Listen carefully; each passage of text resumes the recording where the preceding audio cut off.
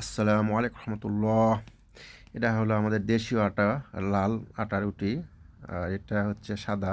তো আরব দেশে যেভাবে রুটি, দোকানে রুটি বেচে থাকে, আজকে সেটাই আপনাদের মাঝে তুলে ধরবো ইনশাল্লাহ। সাথে থাকুন। এই তো আমি বরাবরের মতো মোটরসাইকেল নিয়ে বের হলাম। তো তো এই তো কথা বলতে বলতে আর কি এই সেই রুটির দোকান আর কি আমি প্রতিনিয়ত রুটি নিয়ে যাই।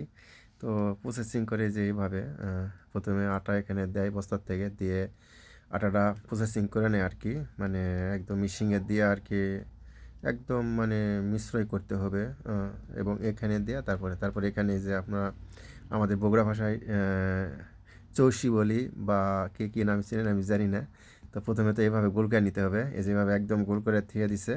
ঠিক আছে, থিয়ে দেওয়ার পরে এখান থেকে আবার এই যে যারা একদম আমাদের বাংলাদেশে যেমন তন্দুর রুটি যেভাবে বানায় ঠিক এইভাবেই চুলা বানানো আর কি, এটা অন্য সিস্টেমের ইরাকে।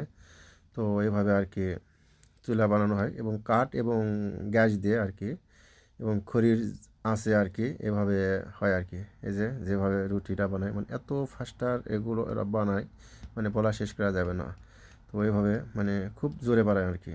তো আমাদের দেশে যদি এরকম হতো রুটির দোকান বাজারে বা প্রত্যেকটা গ্রামে একটা করে, আমাদের মা চাচির হাত কতই না আরাম পেত এবং চটপট করে ভাজি বা যে কোনো একটা তরকারি সামথিং বেনা কিন্তু আপনারা সকাল সন্ধ্যা রুটি আমরা খেতে পারতাম এভাবে, যদি এরকম দোকান থাকতো। আজও হবে কিনা জানি না, আরব দেশে সব কিছুই পাওয়া যায়।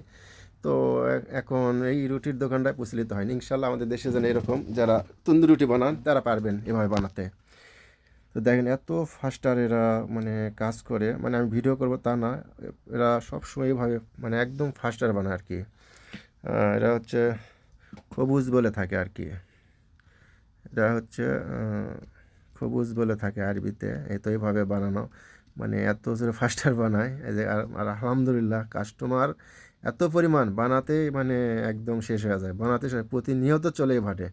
সকাল ভোর 5টার থেকে সন্ধ্যা 7টা অবধি। তো এটা হচ্ছে সেই মহাজন দোকানের।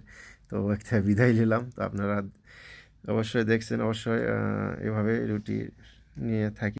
তো আপনারা এই তো কথা বলতে চলে আসলাম তো বাসায়। তো আপনারা সকাল সন্ধ্যা, ঠিক আছে, আপনার সকাল সন্ধ্যা রুটি খাওয়ার চেষ্টা করেন। রুটি খাবেন আপনার শরীর টাইট থাকবে, ঠিক আছে। ভাত দুপুরে খাবেন, বাস সকাল সন্ধ্যা রুটি খাবেন। এই তো বিসমিল্লাহির রহমানির রহিম, আল্লাহ রিজিকে বারাকাত দেও। এবং সবুজ, আপনার সালাদ বেশি বেশি খাবেন, যে কোনো আপনার সালাদ বানা খাবেন, সবুজের কোনো বিকল্প নেই। সবুজ মানে অ্যান্টিবায়োটিক। তো আমি সোনিয়া দিয়ে কাবাব বানাছিলাম, ঠিক আছে, দুম্বার মাংস দিয়ে কাবাব বানাচ্ছিলাম। তো সবাই ভালো থাকবেন। আসসালামু আলাইকুম রহমতুল্লাহ। আল্লাহ হাফেজ।